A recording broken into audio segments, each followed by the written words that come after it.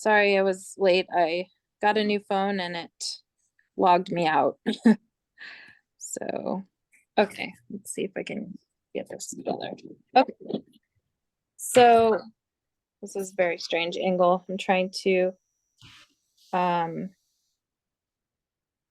so a transcript is being generated from this. Does that mean I don't have to take notes? You can take notes if you want, but yeah, I just do the transcript and that's my meeting minutes and that complies with public meetings. Okay, that's great. All right. Thank you so much for joining us. We are trying to find out the situation of the current state of things as regards to multifamily and single family usage of our current system of food waste, like what a baseline of what's happening, so we can look at some other possible models and troubleshoot or do support city staff in however we can, bringing what we can, I guess this is kind of a chicken and an egg situation because, we are responding to a need that has been brought to us through that, this is a topic of interest that the council is interested in, that I know you all in the food waste or in the waste prevention department of the city is already working on. So I would love to hear, in addition to the questions we already identified, like what we could do as a sustainability commission that would most be helpful, so we're not replicating efforts on this topic. And Devin and Karen, do you have anything you want to add in addition to the questions that we've provided already in terms of this meeting, coming out of the meeting? Okay. Thank you. Yeah. So I guess I'll hand it over to you two to kind of just, you might have already introduced yourselves and they might already know you, but give us an idea of what you want to come out of this sustainability commission, and however, if you haven't done introductions, that'd be awesome. Yeah, thanks, Mitra. So I'm Deveron Musgrave. I'm the Waste Prevention Program Manager. And Donnie, I'll turn it over to you. Hi, everyone. My name is Donnie Addison. I am the Waste Prevention Program Analyst. I've been here for 2 months, so I'm the new analyst. Yeah, we're thrilled that Donnie's joined the team. So if you want, Mitra, I can kind of jump in, and I actually think the questions themselves are probably going to do a pretty good job of unpacking kind of where we're at with this. But if you want, I can start with sort of a brief overview of like the current landscape of food waste prevention work that we're doing. Okay, so thumbs up for that. So just briefly, we have had a commercial food waste collection program in Eugene that was available for any commercial account, including multifamily, since 2011. And in 2019, after 3 years of piloting a residential food waste collection program that leverages the existing yard waste collection system that serviced by licensed Eugene haulers, we launched a citywide residential food waste collection program. Obviously the timing on that was pretty interesting because it launched, I believe, in November of 2019, and then shortly thereafter, things went a little sideways there for a while with COVID. But overall, the programs, both of them, have been incredibly successful. Love Food Not Waste has won multiple different civic awards, and we feel like that program is pretty robust at this point. It is a voluntary program in the sense that it's incentivized. The rates for commercial food waste collection are sort of subsidized by the overall rate process itself so that we can offer that service through the licensed haulers at 20 to 25% less than solid waste hauling.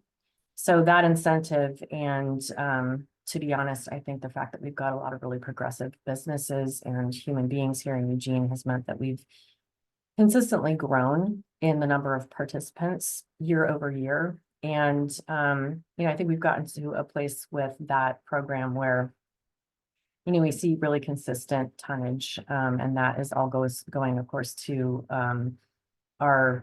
one of our local commercial food waste processors, compost processors, which is Rexius. The residential program also has been very successful over the years since its launch. That material goes both to Rexius and to Wayne Forest Products, which is the other DEQ certified compost commercial compost facility in our area. We're particularly fortunate that we have those partners in our area. We do get a lot of questions from other communities that would like to have similar programs about how to start. And really the first thing that we ask them is, do you have a commercial composting facility or an anaerobic digestion facility regionally, one that is feasible for you to haul material to? Because without that piece, it would be very challenging for us to have any kind of program, let alone one as successful as the one that we've had. Right now we have, I think, just a little shy of 300 businesses, organizations, and multifamily residences participating in the commercial program. And that, of course, includes all of the Eugene school districts, all of the schools in both districts, I should say, and then University of Oregon, Wayne Community College. And so there's some sort of bigger accounts within that 300 or so participants. We regularly update our list of participants and map them on a quarterly basis. And I think I'll stop there. I have a question. So multifamily residences are considered under the commercial program, not under the residential program? Correct. Yeah, those accounts and the way that they're structured fall under the commercial rate structure. And also under the code and administrative order for commercial.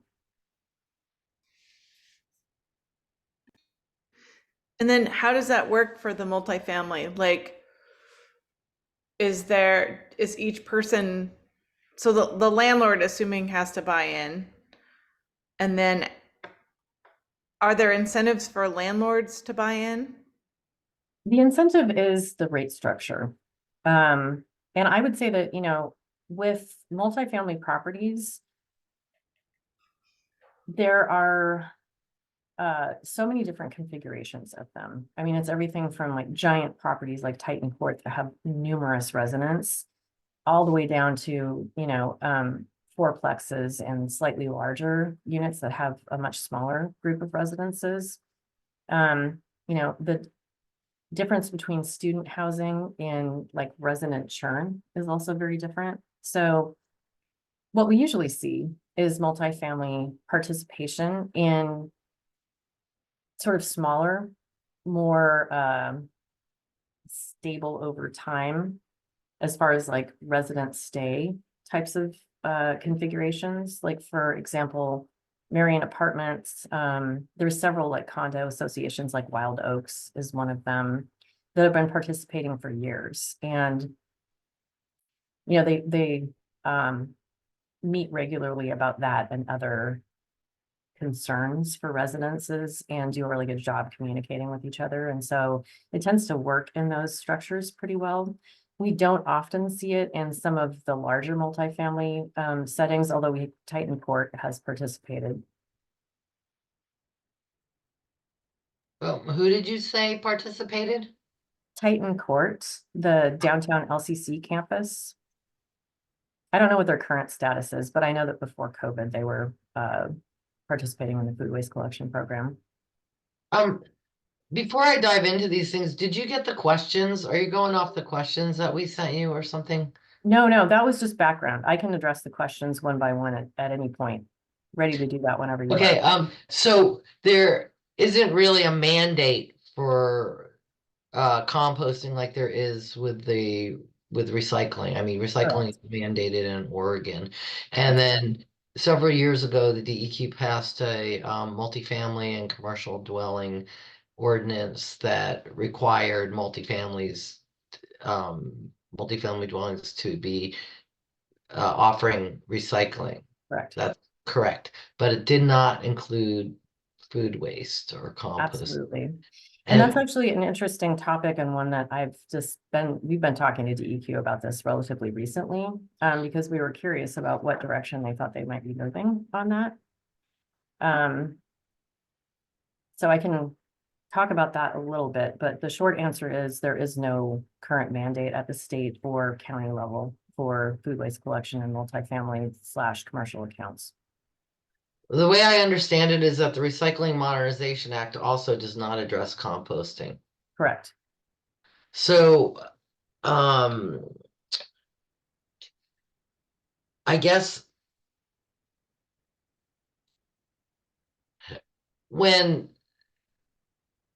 so how is it that haulers are offering composting? Like you said, that the rate structure is the incentive. Do you think that that is effective, that people are using that incentive to create more composting and more food collection?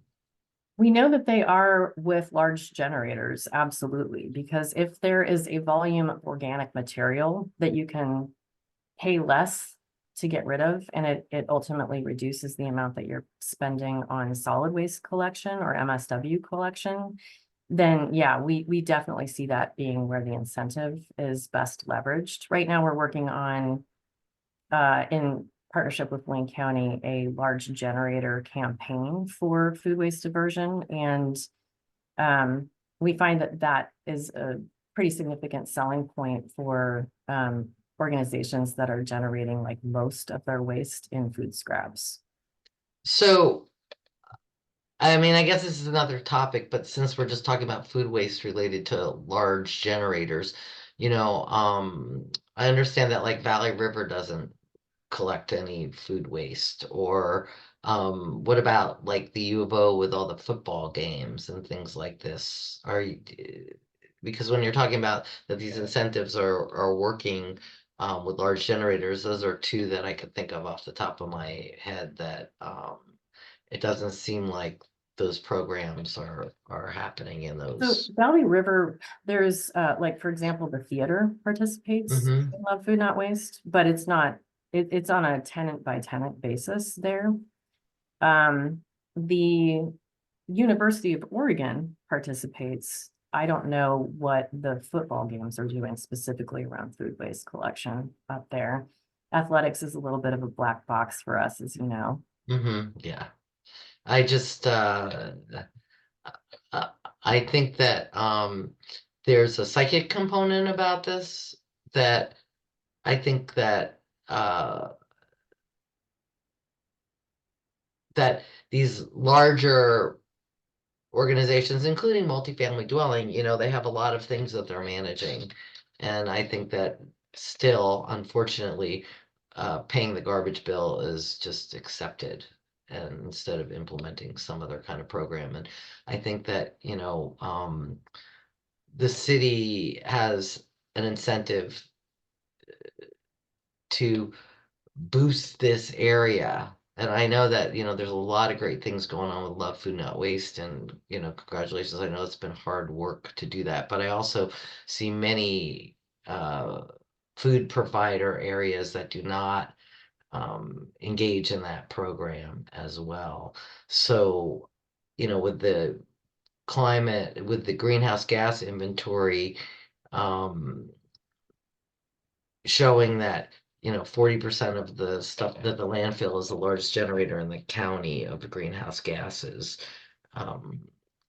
That 40% of the waste stream is still as recoverable food waste, and I know that's a focus for the city as well. So how can you raise the bar on that? And one of the things, of course, is the multifamily dwellings, because I know even when I worked at the university, students would come in all the time asking about composting. And when we did have the composting program in the public, students would haul their home compost to that as well. So maybe instead of continuing on with this part of the discussion, it would be really great to dive into the questions. Sure, okay. So the first question is, are there haulers in the city that will collect yard food waste bins from multifamily buildings? And the answer is yes, absolutely. All of them will. It's built into the rate structure. They have to offer that service if a commercial account wants to add it to their existing service.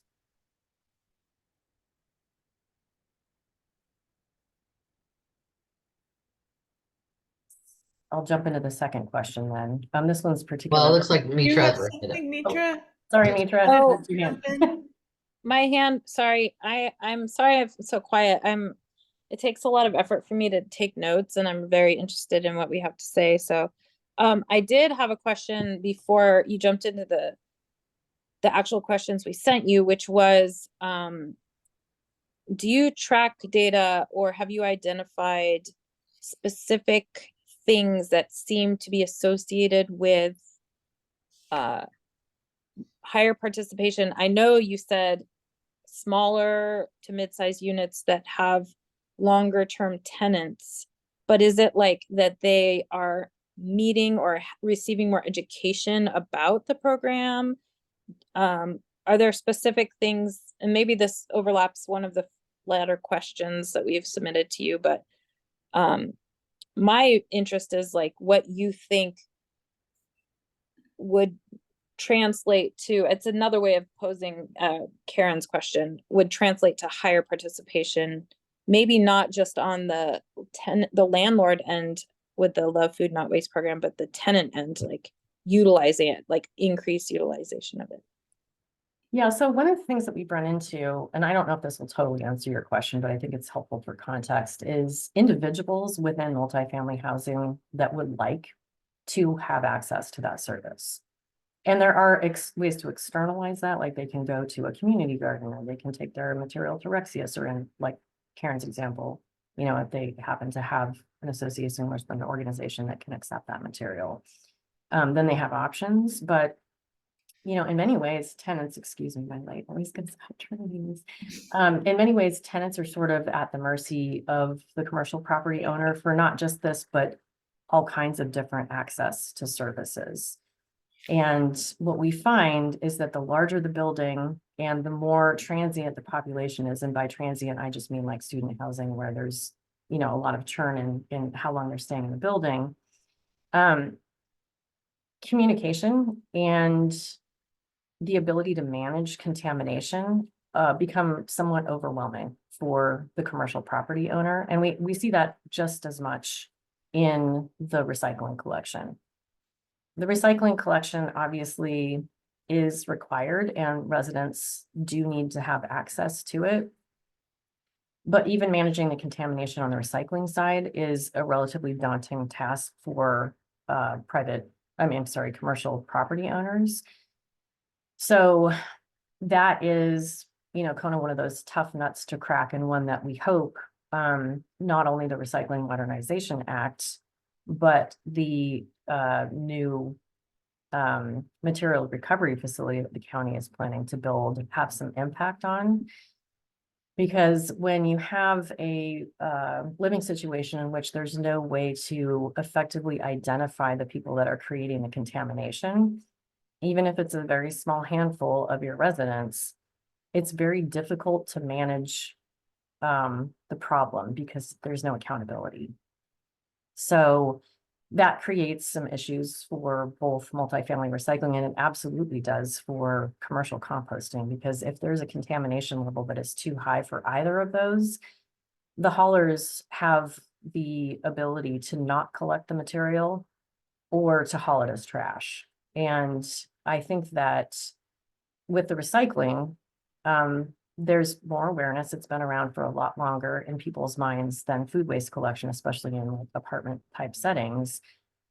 But it also doesn't have the potential of creating vector issues, pest issues, and other problems for property owners. So when they provide that service to their residents, if it doesn't work, they're going to be pretty quick to pull it. And that I think also kind of translates into sometimes reluctance to set it up in the first place. We also see that phenomenon to a degree within the commercial sector, non-residential commercial sector.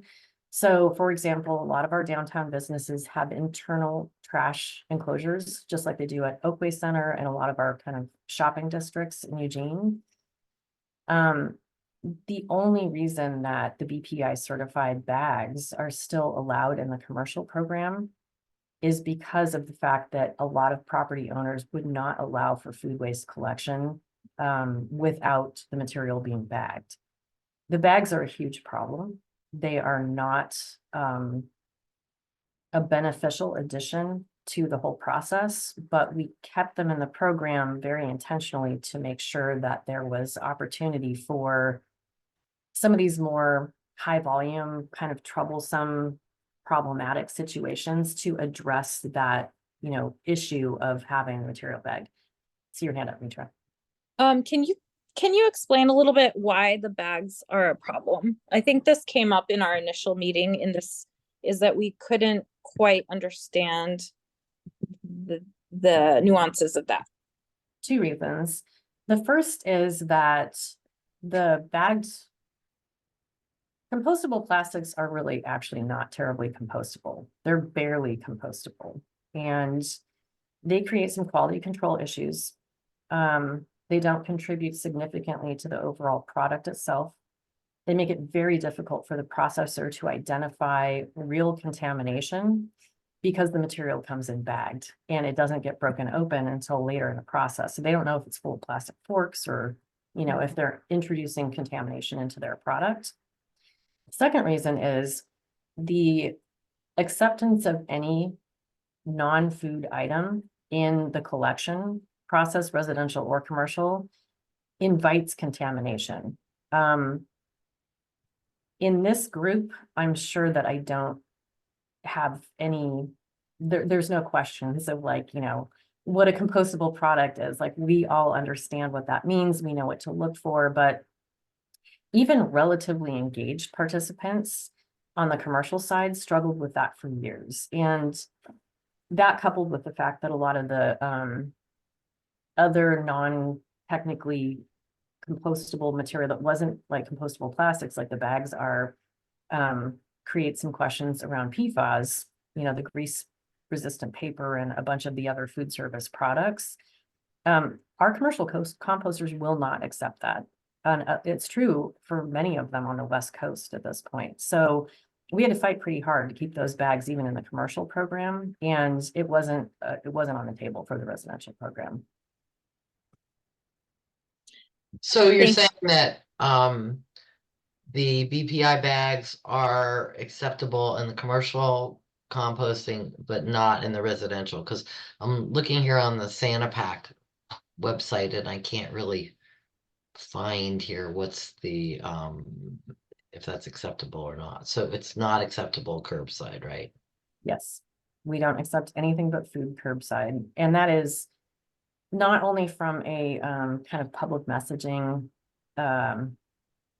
outreach type of lens. It's easy and understandable for people to food only as messaging. But it's also because the composters just will not consider it. They do not want that material. And, at the end of the day, they're a critical partner in this. And so we have to take that into consideration. So I have a follow-up question for you. The Recycling Modernization Act, you mentioned that, that's going to require a lot of different things related to recycling. So just in terms of recycling, how is that gonna deal with contamination? Well, Can I'm Oh, sorry. Devin, did you have a question that was related to our previous subject or before we move on or?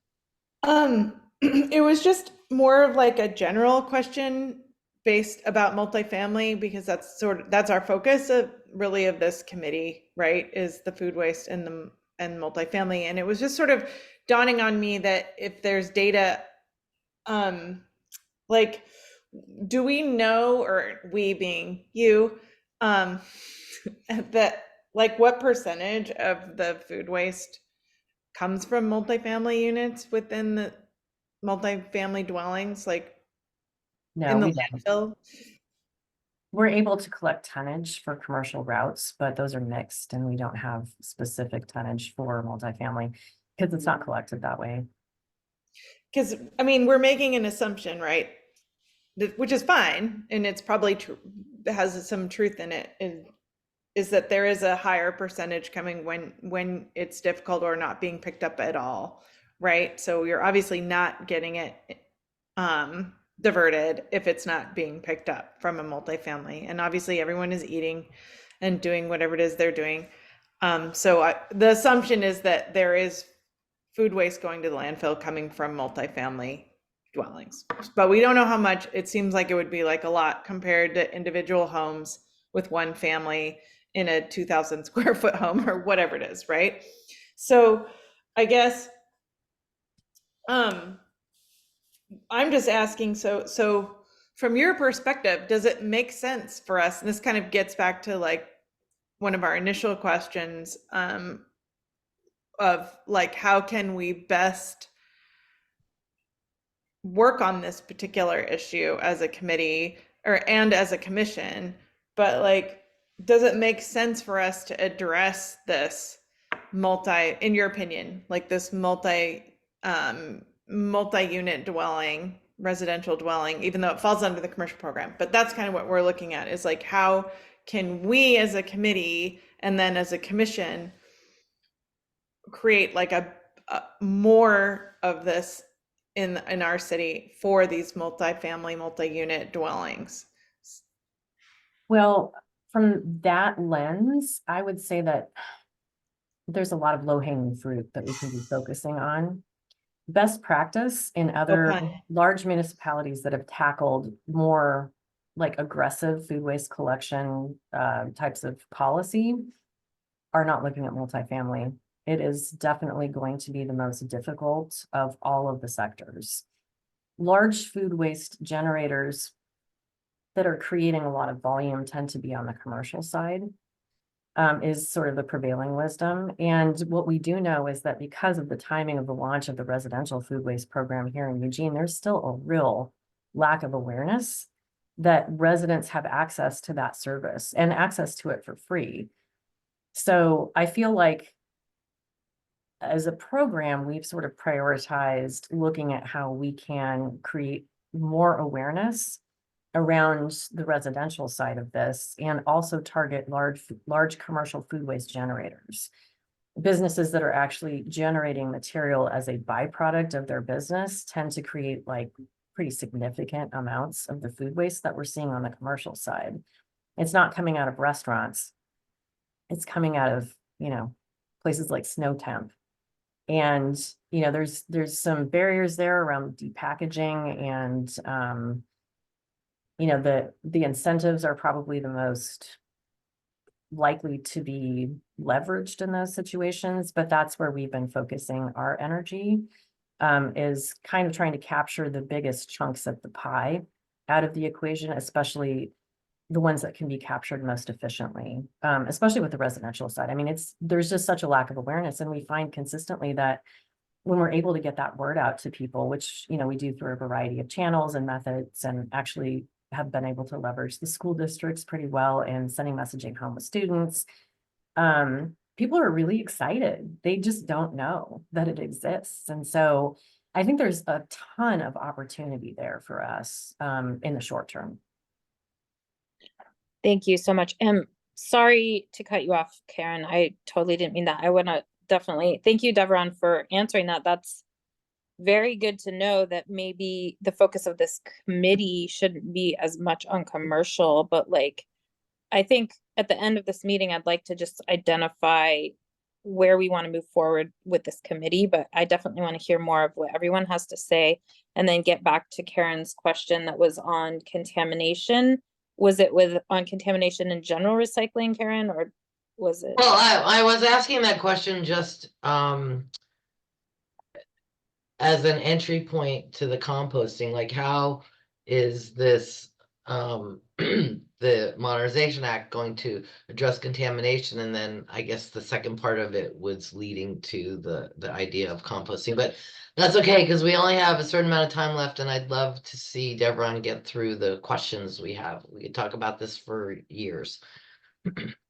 Yeah, Cool. so Karen, I actually do think it's a really good question though. And so I'm gonna just jump real quick into it and then I'll get on to the rest of the questions if that's okay. So related to the Recycling Modernization Act, RMA is what we'll be calling it. There is a certain amount of money coming from the producer responsibility organizations that is directly going to go into contamination reduction on a variety of different levels, anything from infrastructure to also education. So that's sort of how the act is addressing contamination on the recycling side. That also does feed into the fact that the facility that the county is moving forward on building, the IMRF, we're calling it, the intent there is to be extracting organics from the municipal solid waste. So that facility is going to be capturing a percentage of the organics that don't get diverted.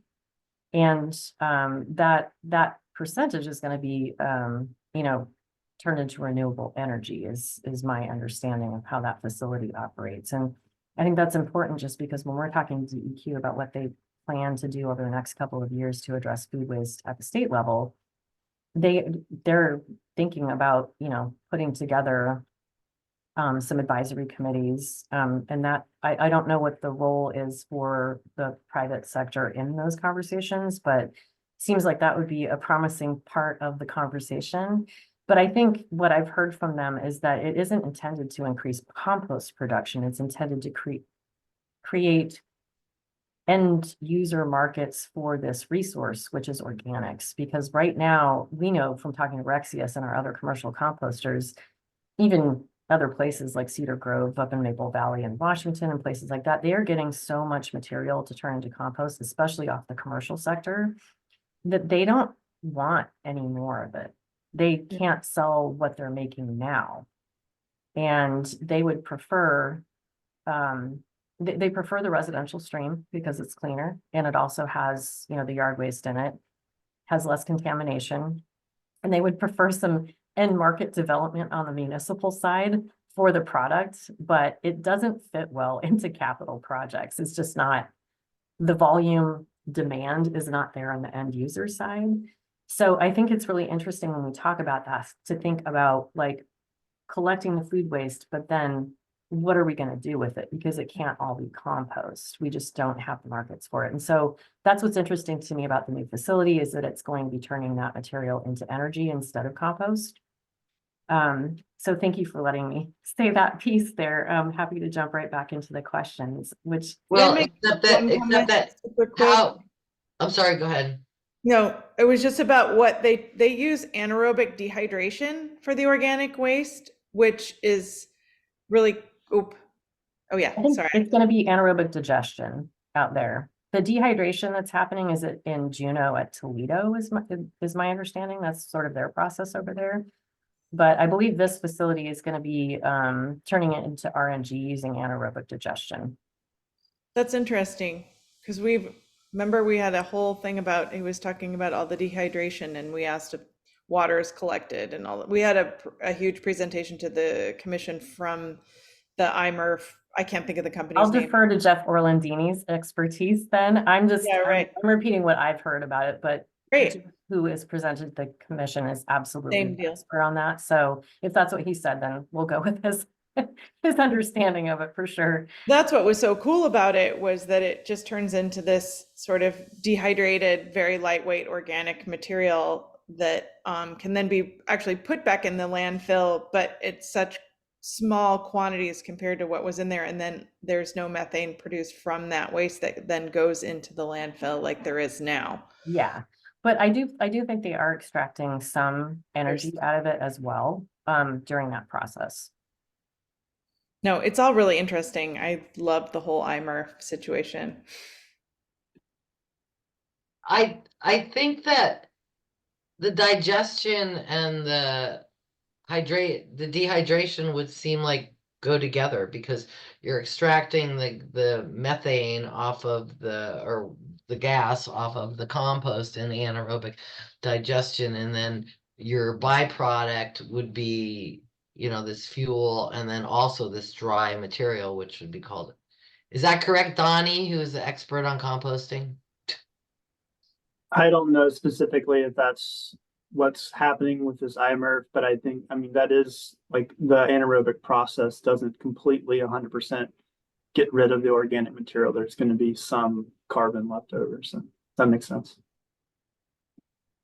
So my follow-up to you on that recycling question was, okay, so I understand that Rexia's has some major challenges because even completely eliminating the compostables out of the yard waste collection, that they're still not getting a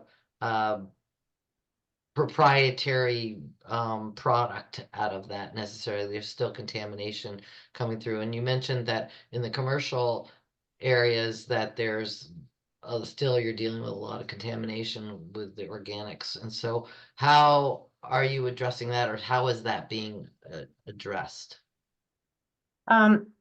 The haulers are the best mechanism for addressing it. They're the ones picking up the material from the customer, and they're that kind of point of contact there. And they do a really good job of letting customers who are participating understand when their material is too contaminated for collection, or if there's specific items in it that are problematic.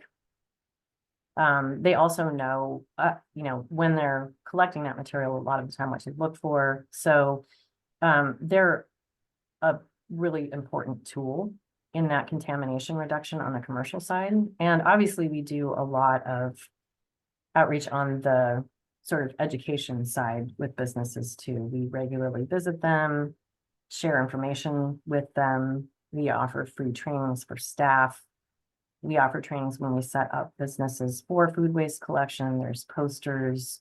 We provide interior collection bins and so on. And so there's a pretty robust suite of educational tools that we offer to businesses as participants.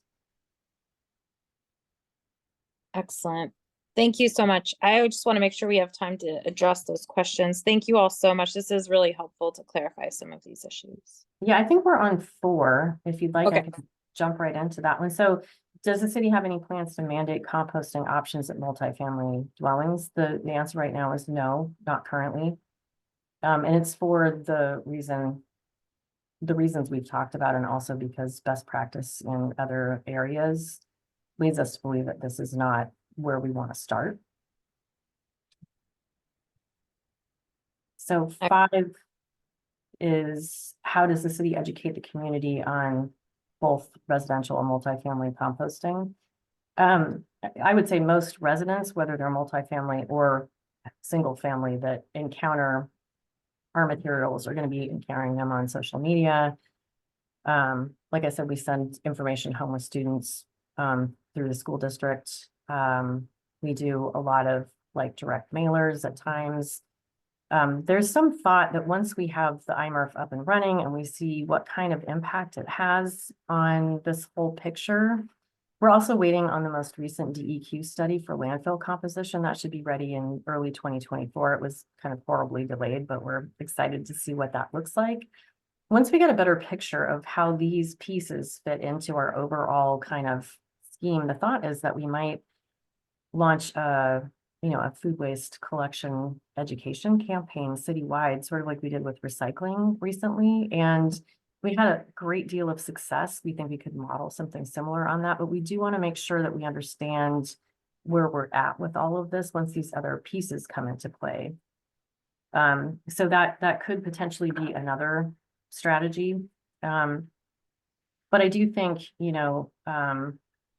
that there's thoughts that we will be speaking hopefully with neighborhood association groups and some of our other kind of channels to reach residents directly over the next year, as capacity allows, to just kind of keep trying to let people know that there is access for any home that has yard waste service to collect food scraps and make sure that they get diverted.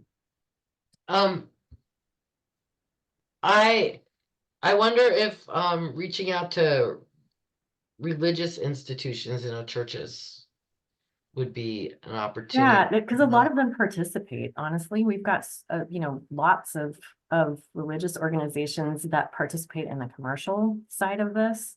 So that's actually, I think, a really lovely suggestion. Thank you so much for sharing it. Yeah, if we can get some of our community organizations like that spreading the word to their members, that would be wonderful.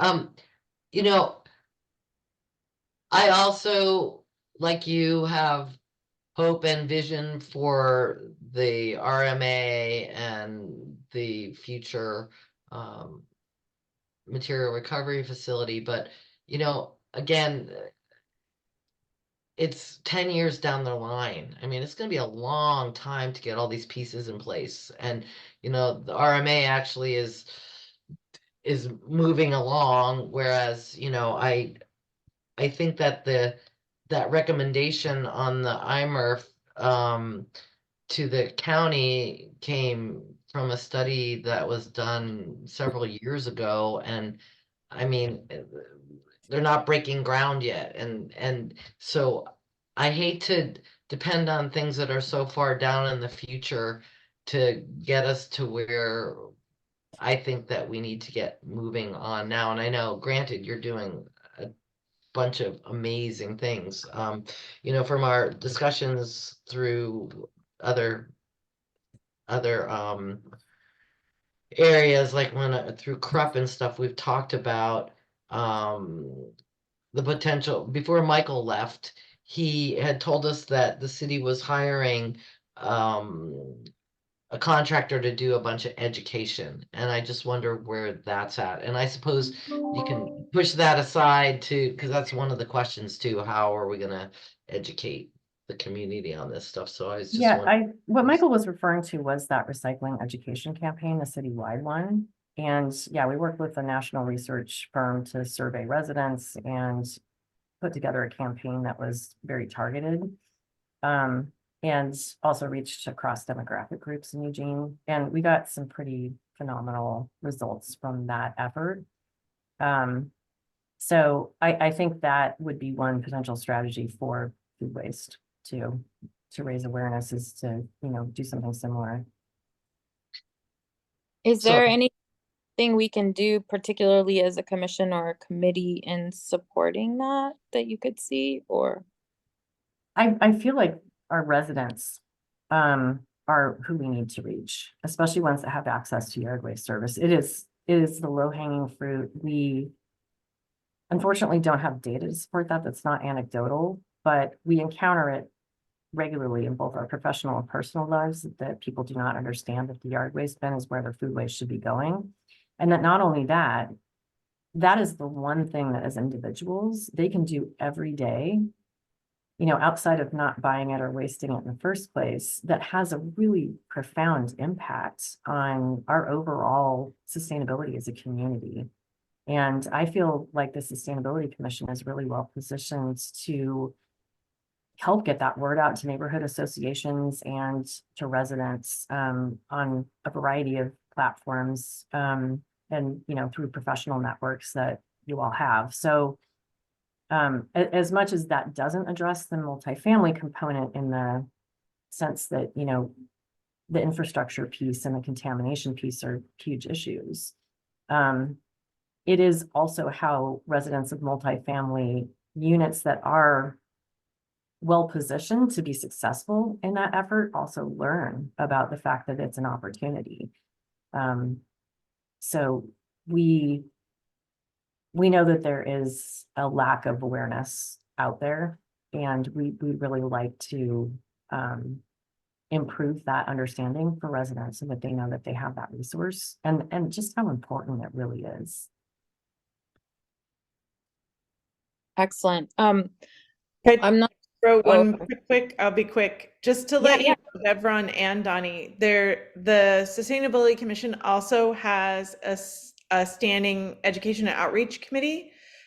And this is one of the topics, because I'm on both, yay, I'm on both committees, but which is good actually, because that's one thing we want to work together with this committee on that education and outreach piece. And one of the things that committee wants to do is, we did our first one last summer, but going to the neighborhood association picnics and having a sustainability commission presence there. And there could also be focus on certain topics there, like composting, kitchen scrap composting education or whatever.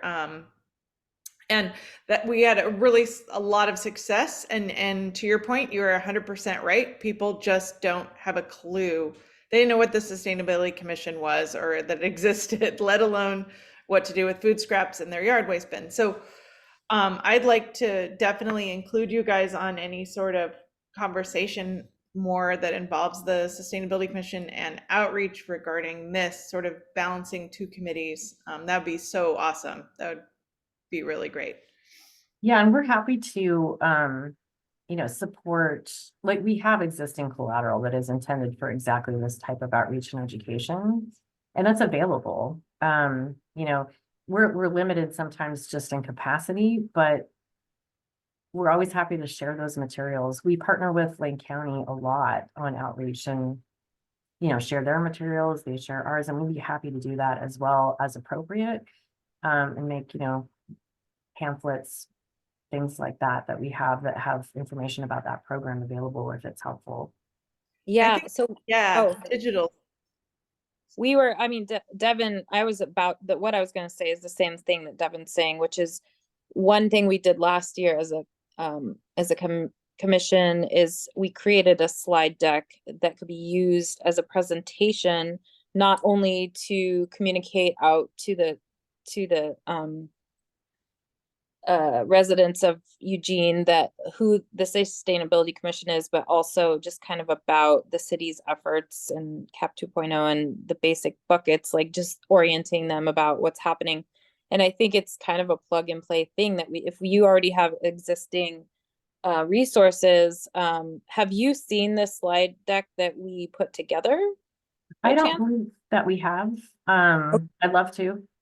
Okay, because it might be as simple as just creating an additional slide that we plug right into that. And then us continuing our efforts with outreach to the community, because we had already been planning on presenting that at various networks or neighborhood associations. So it seems like a vehicle that's already in place that we could just act on really easily. Yeah, that's a big yes, please from us on that. I'd love to give you a slide. Thank you.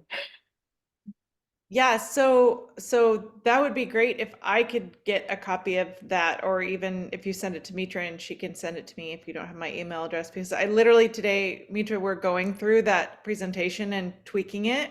And I was looking at it actually earlier this morning, and I actually came across the compost slide, which is sorely in need of love. And I was thinking this totally needs to be beefed up, and I wrote all these notes about it. And if you had something that, to her point, we could just interject it right there and it looks beautiful and familiar to people. Something, maybe whatever graphics you have that are reused in the city for this purpose, that would be better than stealing from the haulers. Yeah, I just wrote a note, That's what and we do. we'll make sure you get you something this week. And yes, Big. the haulers in many cases have stolen their material from our program, so it might look familiar in that way as well. But yeah, we'll definitely send you something. Thank you so much for that opportunity. No, thank you. That's awesome and timely. Yeah, excellent. So we do have a couple more questions, and I think I can answer them pretty quickly if you want me to jump in. Yeah. Okay, so number 6 is, can compost be mandatory for multifamily? And is recycling currently mandated? And yes, the recycling, as we've talked about that a bit already today. I mean, could composting be mandatory in multifamily? It could.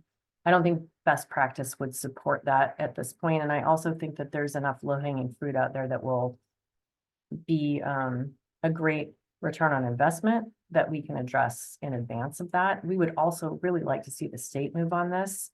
and figure out how to develop that end market piece for energy. Because we know that we don't necessarily need more compost. Number 7 is, are there any examples of multifamily properties in Eugene with a successful composting program? There are several. One of my favorites is Wild Oaks. I mentioned it earlier. They were actually sort of a pilot case for us. They wanted to set up a commercial opportunity. Probably, I think it was back in 2014 or 2015, and they've been doing it ever since.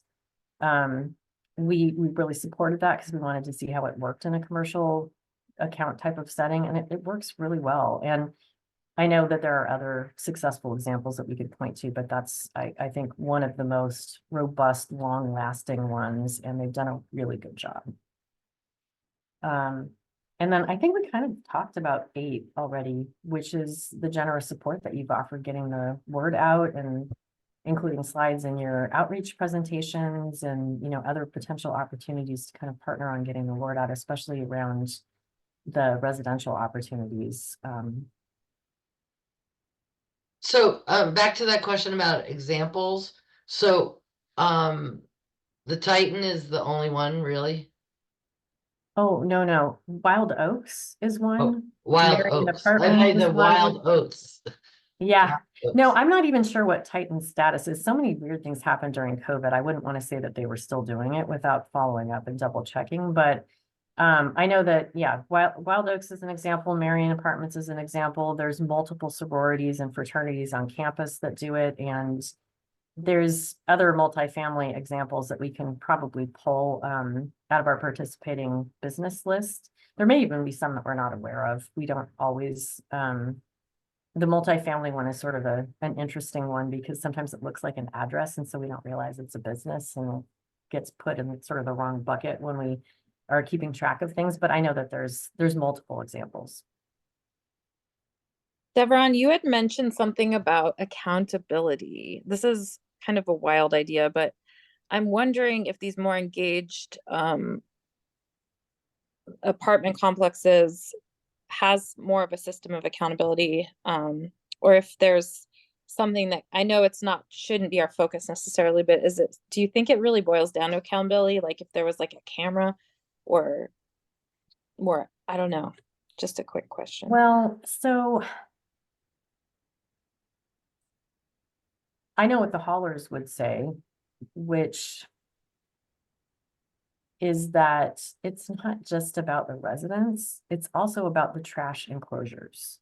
And we have a really significant vandalism problem in trash enclosures through downtown and also across the city because of the deposit containers. And so some of the accountability could potentially be beefed up in the right type of setting with the right type of landlord. And I think honestly, some real engagement from the residents that live there, but there's that other piece where, you know, a lot of the time, some pretty significant effort on the part of the commercial property owner ends up being for naught because the enclosure is broken into and things are strewn all over the place. So that is another problem. And it's one that's proved to be particularly intractable because any enclosure that a driver can get into is also an enclosure that a motivated human being can get into. And it's a tough one. Gotcha.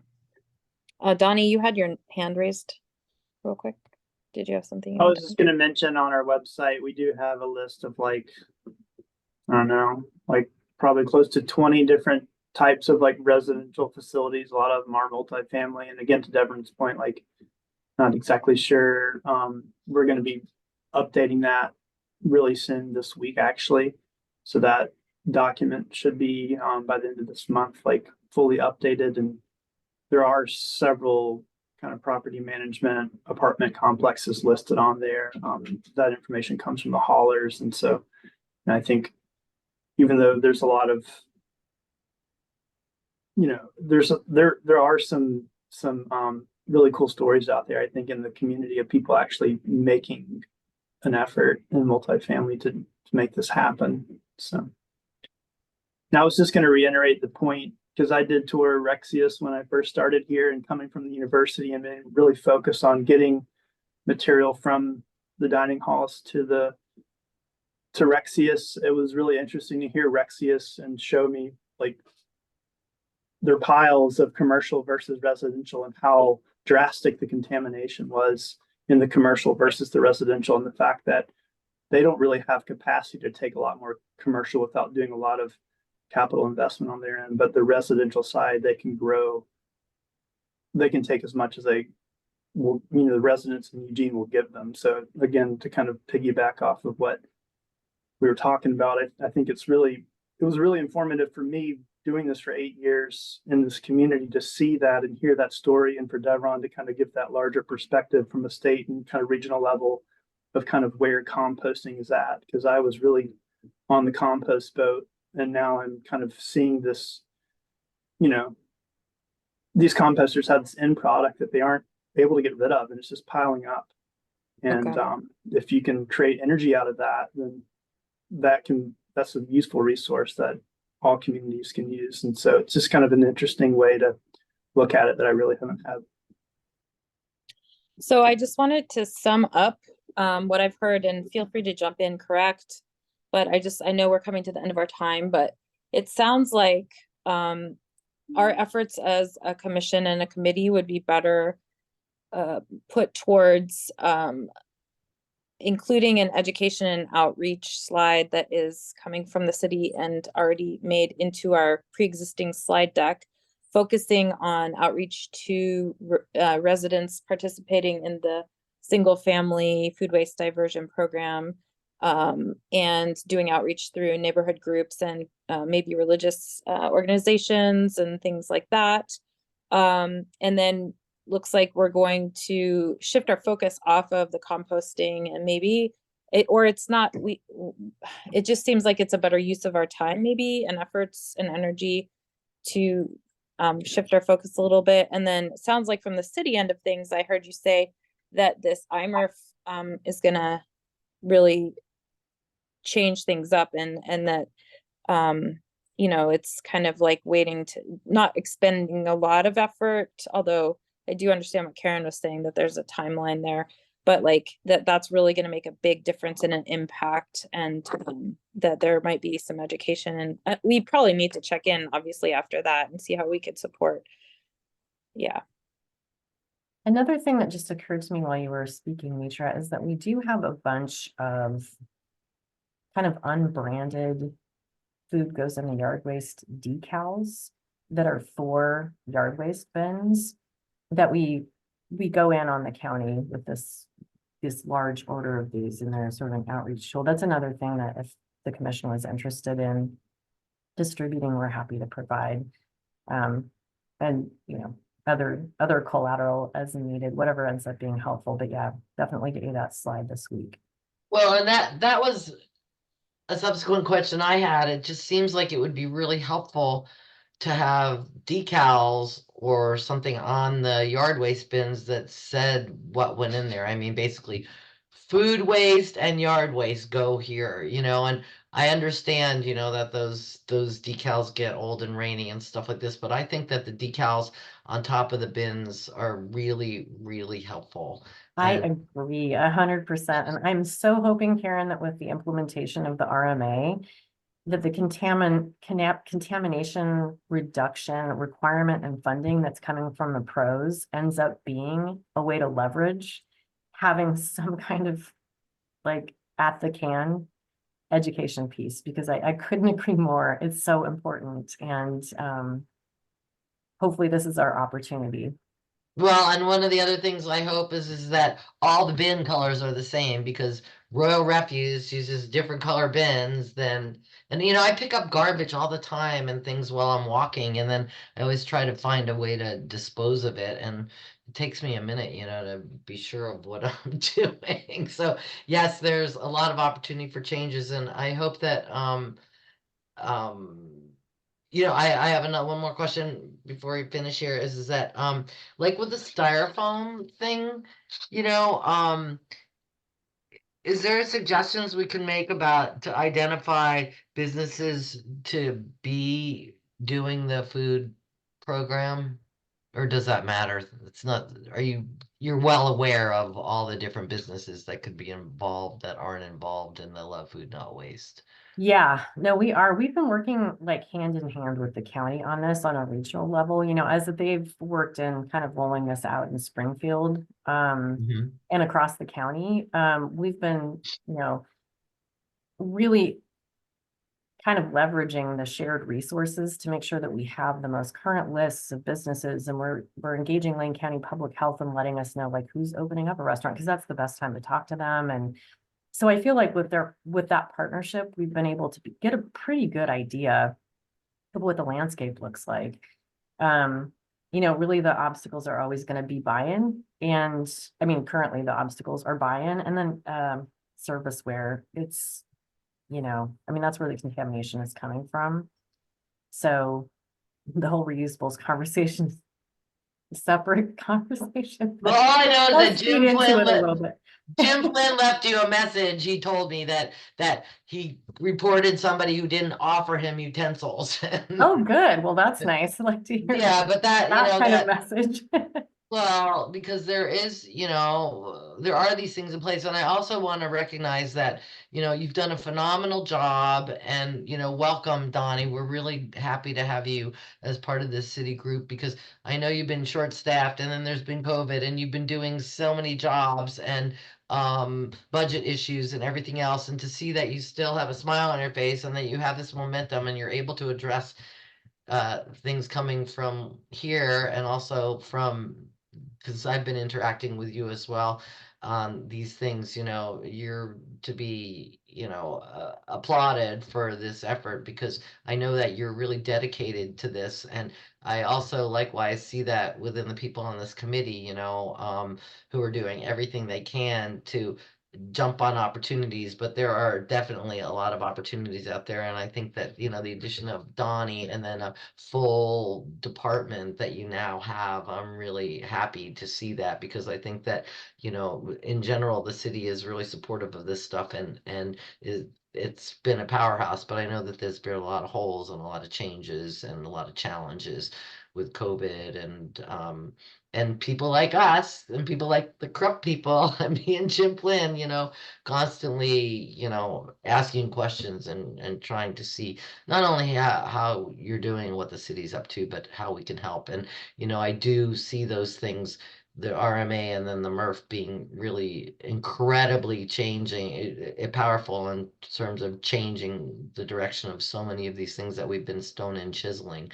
And it just can't happen soon enough, as far as I'm concerned. And I really appreciate all your work and efforts, and we're glad you're there, Donnie.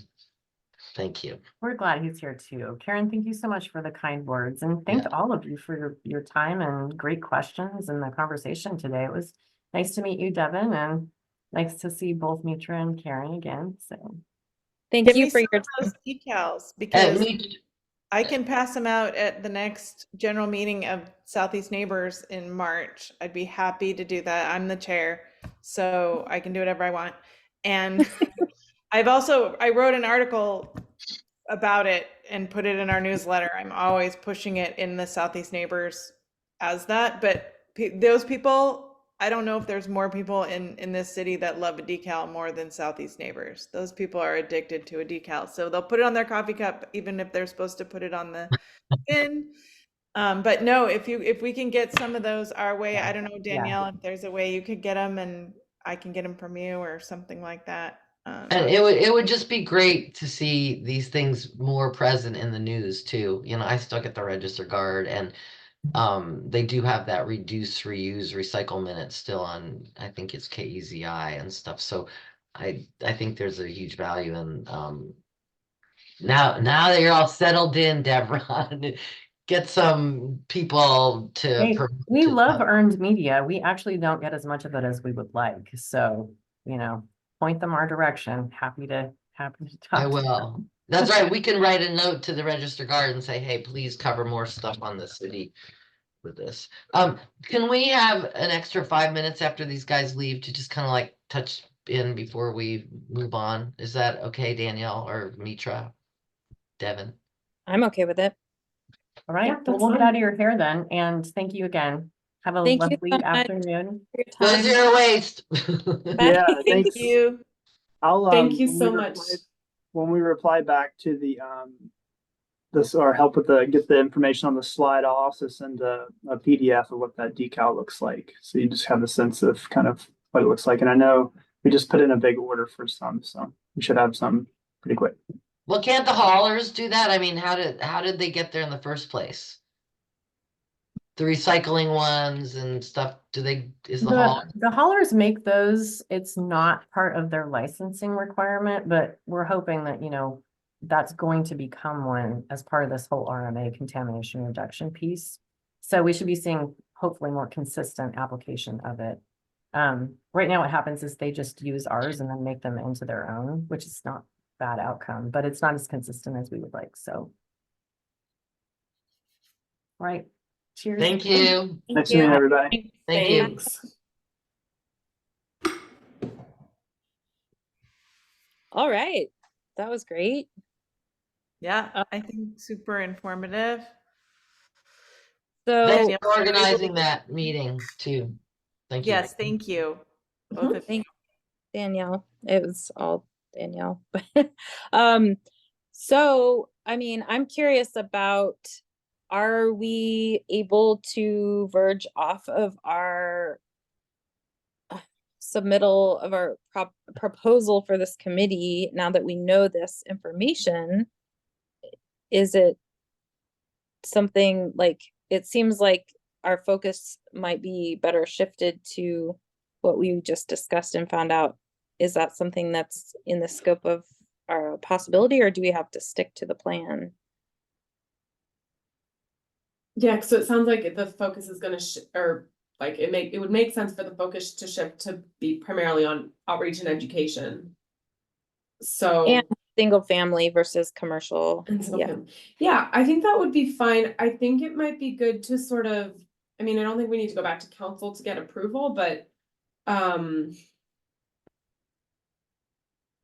like to just kind of put some of this in writing so that it's clear, like next month when we pick up what the direction is, and for the rest of the commission, so that they know what the new modified direction sort of is. That could come in the form of like modifying the current proposal. Does that make sense? I mean, Yeah. I think that would make the most Yeah. sense, just to keep Yeah. everyone in the loop in an official way. I don't know. I actually, I actually think that really, do we have any more work to do? Because essentially what we decided is that we got all this information and we found out about multifamily, and we found out about the more global composting issue in Eugene, and our resolution was to, add this piece to our education as well. And one thing that we didn't really talk about was that if you are living in a multifamily dwelling, how can you do composting? Where would you take it? Yeah, so focus on, so I guess what I'm hearing you say, Karen, is that we have some very clear and simple paths forward based on what would actually be helpful for the city's efforts, which is to shift over to the education and outreach, get the resources they already have and plug them into our deck, distribute the decals, and that seems like, and then so maybe shift focus into just spending a little bit more time in this committee, finding out how individuals living in multifamily residences could access composting without that access being provided by their landlord. Is that what I'm hearing you say? Yeah, and maybe you could write Deborah an email, or I don't know if Danielle needs to do that, and just ask that question, because that wasn't really clear to me. Like, if you are in a multifamily Well, dwelling, you can take it to you can take it yourself to, Rexius. Have you ever been there? Do they have a public collection outside there? You can take a bucket and go dump it. I'm not, I think that might be a good question, like one of you guys could call Rexius maybe and see what that process is like for someone, but I know when I managed the community gardens program, that was sort of our answer to people, like you can't drop it off at the community gardens.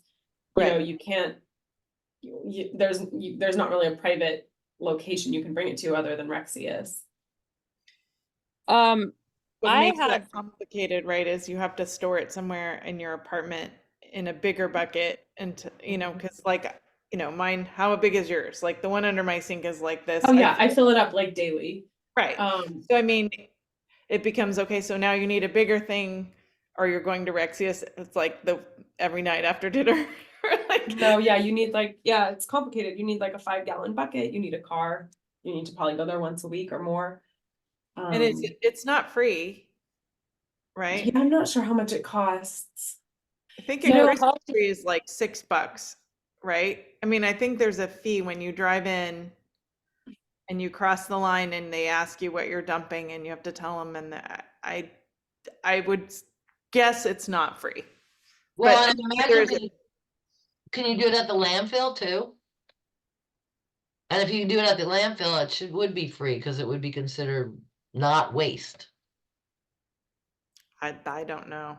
Well, because Um, they, so maybe these are a little bit of work we can do. So, okay, I think we can summarize what we've learned. I have tons of notes here from this meeting. Do we want to additionally call the landfill, or I can email Lane County Waste Management and see if what the process is for individuals taking food waste themselves to the landfill, or someone can call Rexius and find out what the specifics are on that. Is that I am leaving for Mexico on Thursday for 3 Okay. weeks. So if there's something I can do tomorrow and then I can send you an email, I'd be happy to do that. okay? So tell me what to do. Let me get my paper out here. Why don't if you want to just call Rexius and ask them that question, And Karen? I can call, well, I can actually look at, okay, so,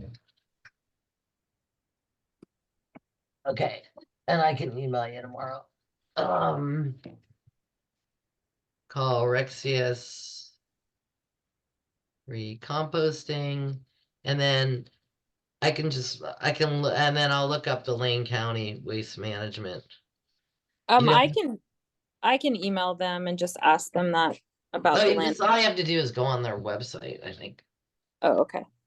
So And then, it's funny because if I was living in a multifamily dwelling, you put stuff, what they do in New York is people put it in their freezer, right? And then they were having green collection at the subways, because my friend runs that in New York City, and then these green markets they do on Sunday. It was insane. But my tendency would be to just go out at night and dump it in somebody's yard. Okay. Yeah, that's unsustainable, right? So it's I know, $5 but- for vegetative Five- material, produce, fruits at Rexius. It's $5 per cubic yard with a $5. Okay. It's cubic right on the yard. website. So that question's answered, yeah.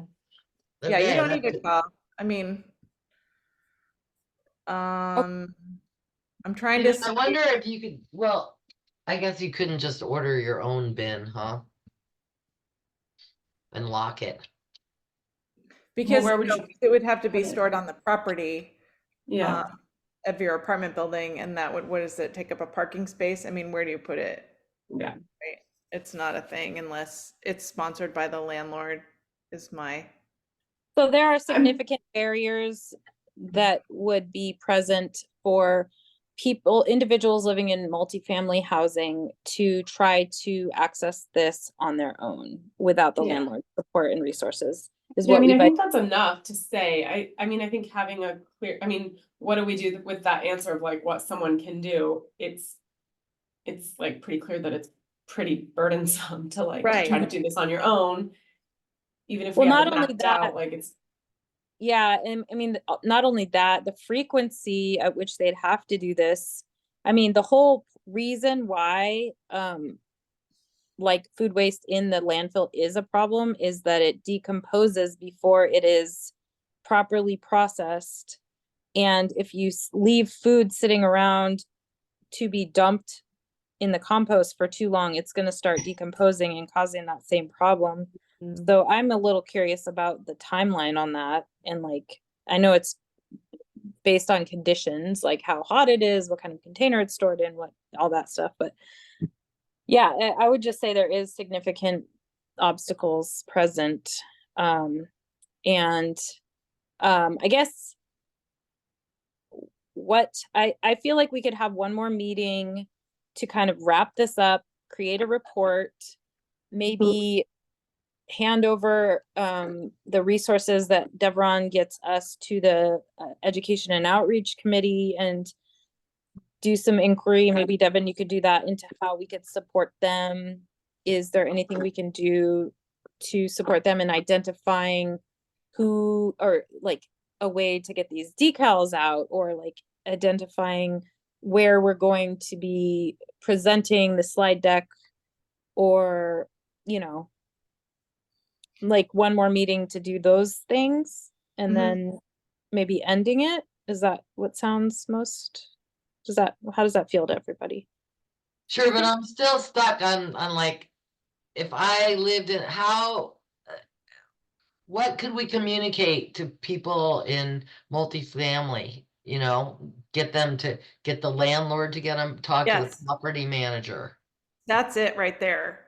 It's now that I think that that's really true. And so that's a good thing to think about if we do want to keep this going, and if there's a way to keep it going in that direction that is separate from the Education and Outreach Committee, because it kind of is, because that has its own focus, where this committee could be very important. Say, like, if we table, it'd be great to have a representative, even if the committee is dissolved, who was on this, that's passionate, that could speak to that at, say, a table or at a event. That'd be a really cool way for people who are interested in this and on this committee. But to your point, Karen, yeah, like, how do we get landlords more involved, if that is something that we want to do, or motivate people to contact their landlords and ask for this service? I think that's really that's going to be the most productive. But then we do need to go back and think about what the city representative said. We don't have to do what they say, but in that's been a real struggle, yeah. and for lots of reasons. So, I mean, we could put a lot of eggs in that basket and be hitting our heads against the Yeah. wall. Yeah, Or like she was suggesting, which is table in general at an event, so more people are motivated to contact their own landlords and learn about composting at that level. Yeah, Well, and maybe like this- you increase the chunk of the pie of people who are able to do it easily in single family homes. And like, that's what she was calling the low hanging fruit. So Right. focus on that. yeah, because I do think we shouldn't overlook the obstacles for landlords that they're facing. It sounds like the garbage enclosures is a pretty big obstacle, and the vermin, or is another obstacle. Well, they have that already because the food waste is already going in the dumpster, so it's not. Yeah. I mean, I have a gray area on that, and maybe one of the things that we can do, and I mean, I'm friends with Donnie, so I could talk to him about this. Is maybe the city can create at least a flyer or something on multifamily, but being that this has been a recurring problem for that I experienced in my job for 30 years with students who wanted to do this, is that it ends up being a a big job to educate the residents and stuff, and there's such a huge turnover, and like somebody will volunteer to do it who's passionate, and then they move out. So oh gosh, I still think I would find one of my friends that had a yard waste bin and put some stuff. So I mean, I sent out some stuff, just, I don't know who looked at it or who didn't look at it to you guys. I mean, it's Yeah. pretty amazing how the entire state of California has mandated that you must, keep your food waste out of the landfill. I mean, it's pretty incredible. It's a huge state, obviously, with lots and lots of people. And it's obviously riddled with issues. But it threw it out to the cities to deal with it and make their own way. And one thing that I did see, kind of to your point, Karen, that you bring up over and over, is most of these cities are providing the in the house bin as the education material, because it has all the information on the outside of it too. And like, here you go, first 100 are free or whatever, and then they're like $1.50 or, I looked at a lot of different municipalities, and that was Mhm. one of the things that they were doing. So I don't know if we can talk about stuff like this at our next meeting, but like, do we want to make recommendations? I think we could, yeah, I think we should have one more meeting and sum up and just kind of review what the city said and talk about actions that we can move forward in with that. And then spend a little bit more time exploring if there is something that might be able to plug into our avenues forward that we have identified, which is the slide deck. If we're there, we could have one slide on residential participating, and then we could just include a slide that just gives people information about the commercial access to multifamily composting, and then at least they're aware of it. And then, I don't know.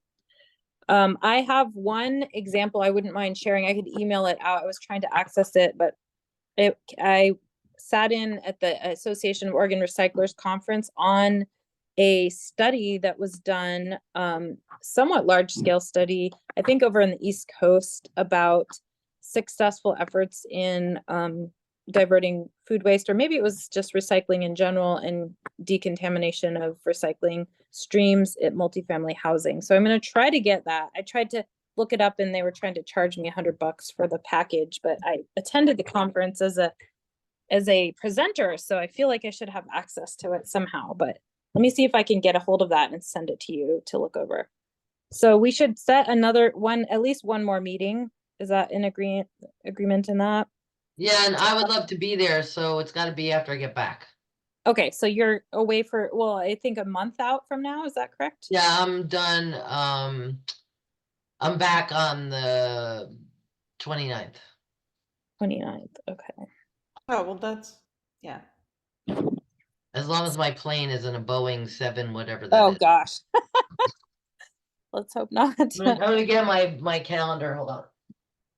Do we want to look at February? Yeah. I would think wait till next month. Maybe 6th? Oh, Aaron's not here too, but I think what we could do is just propose a time and see if it works for him, and if not, move it, but. Okay. 6 is a little crowded for me. We've got that mayor meeting and then I have a board meeting. If Okay, there's what about day that would work. What about the 8th?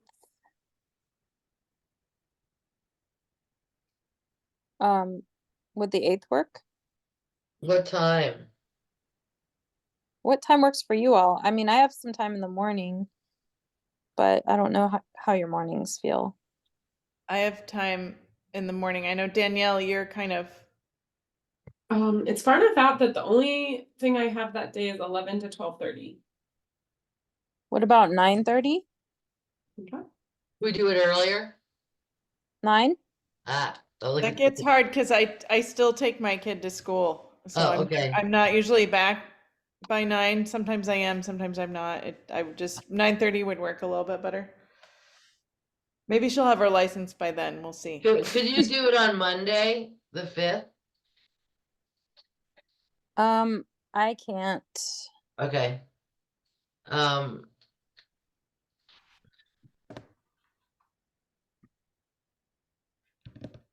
The 9th? What about the 9th would work? Um,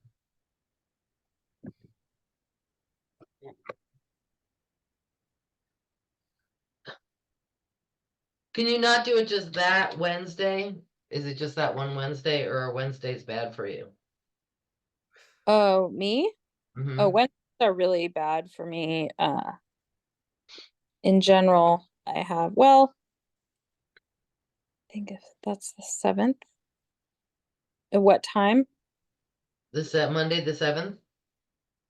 I mean, Wednesday the 7th? Yeah, forget it. If that's really bad for you, don't worry about it. I'm the retired person here, kind of. Sure, let's just do Thursday. That's fine. You sure?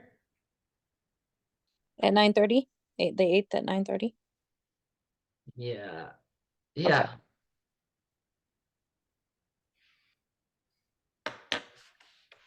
All right.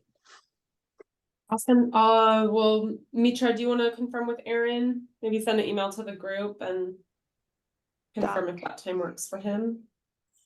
Sure. And then if it works, then I'll send out the Zoom invite. Thank you, Okay. Danielle. Whoops. That's We're talking about next meeting. Danielle, when's the meeting, the Sustainability Commission meeting in February? Is it it's the 21st, right? Yeah. Okay. All right. And that's, wait, the 21st of February or 24th of January? January's next week. On the 17th. Oh yeah, I have that. Okay. Right, and I am not going to attend it. I'm taking your advice. Okay. And then the 21st, yeah. 21st of February. Yeah. Okay. Okay. Thank you so much, and it matters that we talk about this stuff, but No, it super does. The woman I walk with, my neighbor, like I walk with her probably 4 times a week. And when dawned on me one day, I'm like, you're totally somebody who would, she big recycler. I take her yogurt containers from my Recycle Plus and all this stuff, right? And I'm like, do you do your food scraps? She's like, no, can we do food scraps?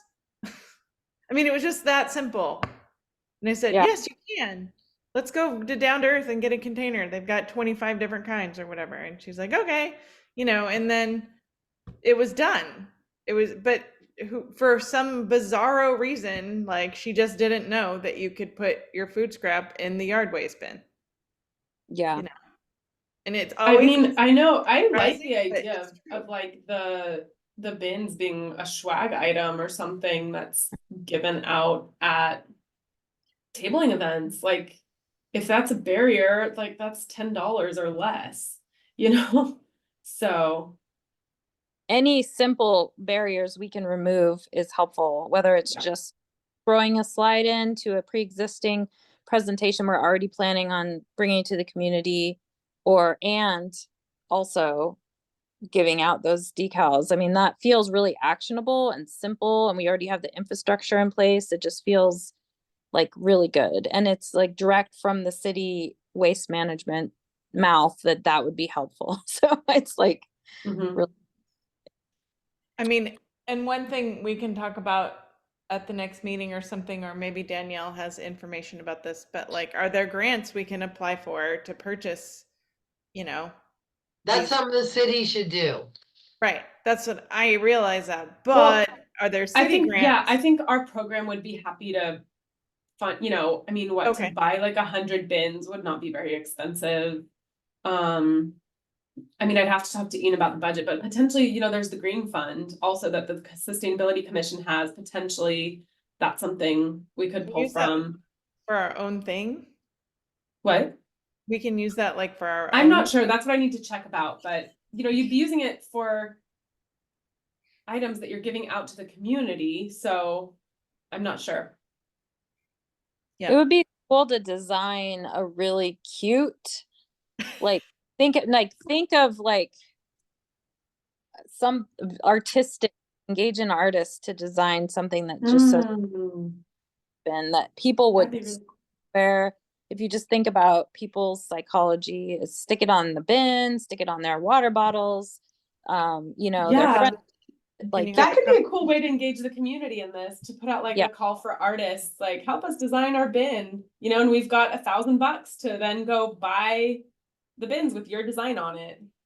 or not even bin, but a decal, a sticker that could go on it. Yeah, Get a yeah, lot that's of $1,000. Yeah. But just Yeah. like a guerrilla marketing campaign that is like, simple. Kind of like that one, I think Santa Pack or Lane County Waste Management, someone did one where they had kids designed um, an ad that went on the side of a bus talking about Mhm. waste or something. It was really cute though, eye-catching, and there was a lot of news and media about it too. So I think that's how Southeast Neighbors got their logo, was a call to neighbors to make a logo, and then people voted on it, or I don't know what they did to decide, but it's a similar thing. Yeah. yeah, fun, a competition, a game, and artistic. I think. Well, maybe we can continue this conversation at our next. I like will that. write down. Yeah. Okay. Thank you all. I'll send out this email with and a kind of proposed agenda for our last meeting. We have the proposed date. Well, do you want to write something up before then? The summary and then we can like look at that before our meeting. Cause that'll be our last meeting and then you'll have your report to turn in, yeah. Write something up in addition to the notes that I just wrote. Yeah, Or like at the end of the committee, right, Danielle, we submit a report, right? On Yeah, what we I think that was what found Mitra in was saying recommendation. would happen next meeting. Mhm. Okay. Yeah, I can draft a report that we can go over in the next meeting. Well, Some- and then you do recommendations, which, we want to support whatever we said, whatever the city said, to continue to ensure that the city continues to build the program, is able to create those labels for the future and whatever. I don't. Okay. I'll make a room for bringing recommendations that we can discuss as a group. Okay.